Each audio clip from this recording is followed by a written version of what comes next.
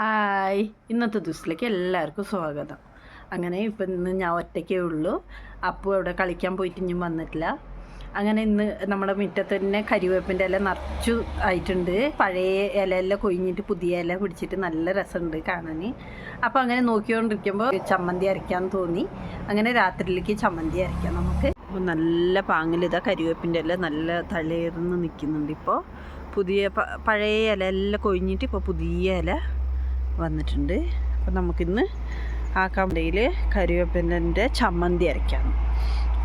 അങ്ങനെ കുറച്ച് ചമ്മന്തിക്ക് ലേശം കരിവേപ്പിൻ്റെ ഇല പറിക്കാം.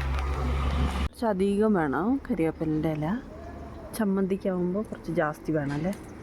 അപ്പോൾ കുറച്ച് താഴേന്നേ കിട്ടും, മേലൊന്നും കയറേണ്ട ആവശ്യമില്ല. ചെറിയ ചെടി ഇത്. അപ്പോൾ നമുക്ക് ലേശം നുള്ളി എടുക്കാം.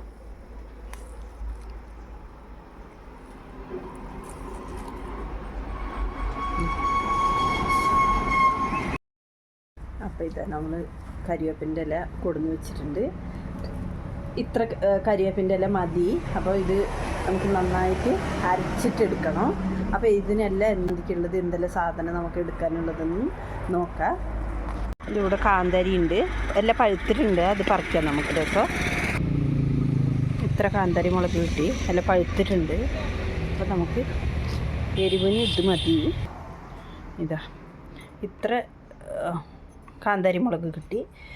നമ്മളിപ്പോൾ ചമ്മന്തി അരയ്ക്കണമെന്ന് പറഞ്ഞിട്ടാകുമ്പോഴത്തേക്ക് കറണ്ടും പോയി. കറണ്ട് വരുമ്പോഴത്തേക്ക് നമുക്ക് തേങ്ങയെല്ലാം ചിരകി വയ്ക്കാം. കുറച്ച് തേങ്ങ ചിരകി വയ്ക്കാം.